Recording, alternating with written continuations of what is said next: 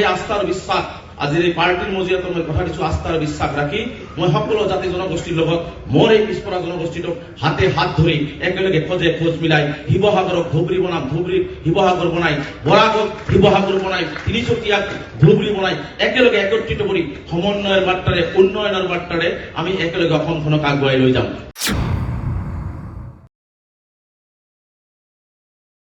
মই শদিয়াৰ পৰা ধুবুৰীলৈকে, বৰাকৰ পৰা ব্ৰহ্মপুত্ৰলৈকে আমি এটি সমন্বয় কৰিবৰ চেষ্টা কৰিছোঁ।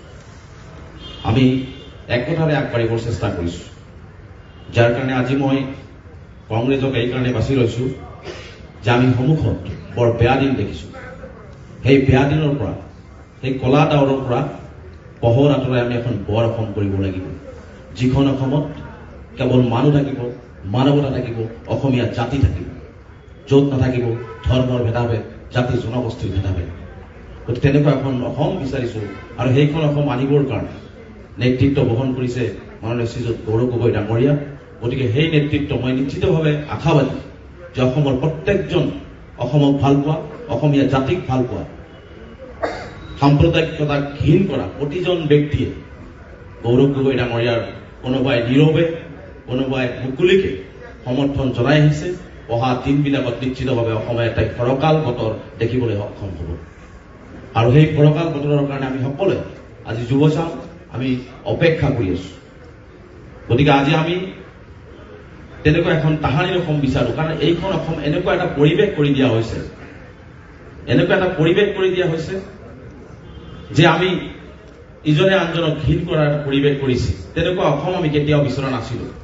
আহিব লগা প্ৰজন্মই আমি যদি আমাৰ অসমখনক গৌৰৱ গগৈ ডাঙৰীয়াৰ নেতৃত্বত আমি ঠিক কৰিব নোৱাৰো, তেনেহ'লে আহিব লগা প্ৰজন্মই কিন্তু আমাৰ অভিশাপ দিব।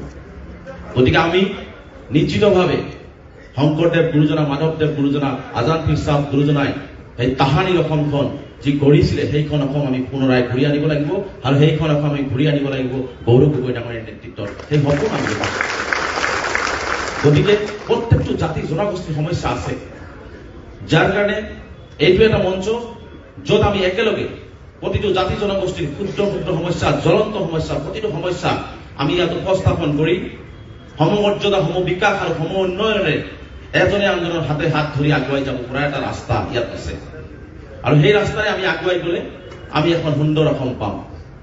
অসমৰ মুখ্যমন্ত্ৰী ডাঙৰীয়া বাৰে বাৰে কয় অসম 5খন ৰাজ্যৰ ভিতৰত আমি আগুৱাই লৈ যাম। মই আজি ঘোষণা কৰিছো তেওঁ যিটো পৰ্যায়লৈ লৈ গৈছে, যদি আমি 26ত তেওঁক আঁতৰাব নোৱাৰো তেনেহ'লে অসম 5খন ৰাজ্যৰ ভিতৰত নহয়, বিশ্বৰ ভিতৰত আটাইতকৈ পিছপৰা অসম হ'ব। তেনেকুৱা অসম আমাক নালাগে।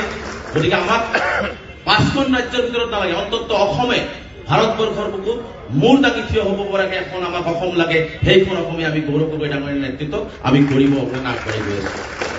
গতিকে মই দৃঢ় বিশ্বাসী যে আমি আমাৰ অসমখনত প্ৰত্যেকটো জাতি আজি আদিবাসী ভাইসকলৰ সমস্যা আছে, বজৰাজপন্থী ভাইসকলৰ সমস্যা আছে, আজি মই যিটো কমিউনিটিৰ পৰা বিলং কৰিছো সেইটো জাতিৰ সমস্যা আছে। গতিকে আজি প্ৰত্যেকটো জাতি জনগোষ্ঠীৰ বিভিন্ন সমস্যা আছে।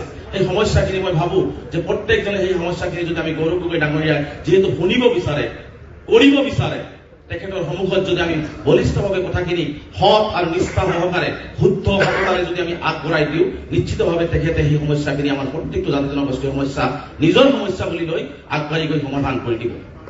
গতিকে মই এইটো আশাবাদী। গতিকে মই বেছি দীঘলীয়া নকৰো।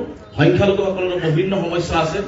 মই আশা কৰিম যে আমাৰ যিহেতু বিভিন্ন সমস্যা আছে, আজি মাটিৰ পট্টাৰ সমস্যাই হওক, চহৰ অঞ্চলৰ ভূমিৰ সমস্যাই হওক, আজি স্কুল কলেজৰ সমস্যাই হওক, আজি অৰ্থনৈতিকভাৱে পিছ পৰি যোৱা জাতিটো বহু সমস্যা আছে, তাৰোপৰি নাগৰিকত্বৰ সমস্যা হওক। মই ভাবো যে এই কথা বাৰ্তাবিলাক নিশ্চিতভাৱে মই এই দলৰ মজিয়াত বলিষ্ঠভাৱে কথাখিনি সততাৰে শুদ্ধভাৱে দাঙি ধৰি এই সমস্যাখিনিৰ এটা চিৰস্থায়ী সমাধান কৰিব লাগিব। কাৰণ প্ৰত্যেকটো জাতি জনগোষ্ঠীৰ সমস্যা যদি চিৰস্থায়ীভাৱে সমাধান নহয়, অসম কেতিয়াও সৰ্বাংগীন উন্নত অসম নহ'ব।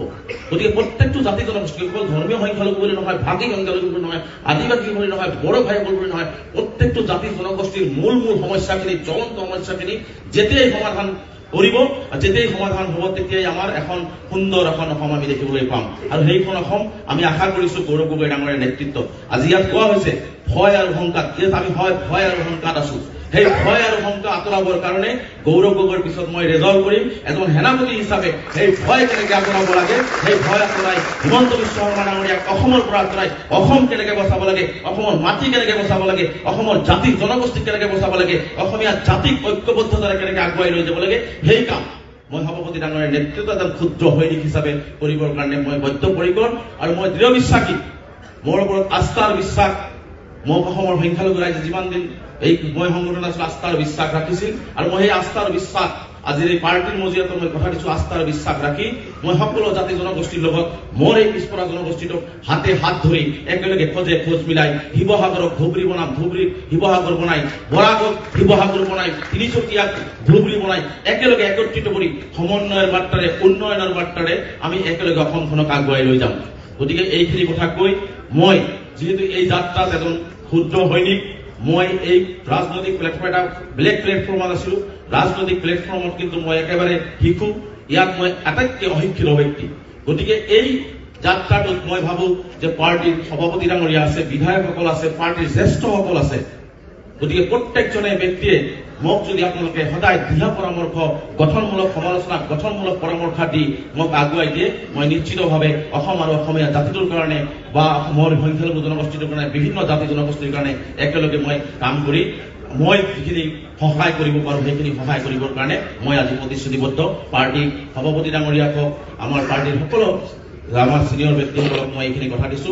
শেষত অসমখন ভাল হওক, অসমখন হিমন্ত বিশ্ব শৰ্মাৰ পৰা আমি সকলোৱে মিলিজুলি উদ্ধাৰ কৰো, অসমখনক আমি আগুৱাই লৈ যাওঁ, অসমখনত এটা সমন্বয়ৰ বাৰ্তা সৃষ্টি হওক, অসমৰ প্ৰত্যেকটো জাতি জনগোষ্ঠীয়ে সমন্বয়ৰ সমমৰ্যাদাৰ সমবিকাশেৰে নিজৰ আত্মমৰ্যাদাৰে মেৰুদণ্ডপণকে অসমক জীয়াই থাকক আৰু অসমখনক আগুৱাই লৈ যাওক। এইখিনি আশা কৰি মই মোৰ বক্তব্য কৰিছো। ধন্যবাদ। জয় অসম।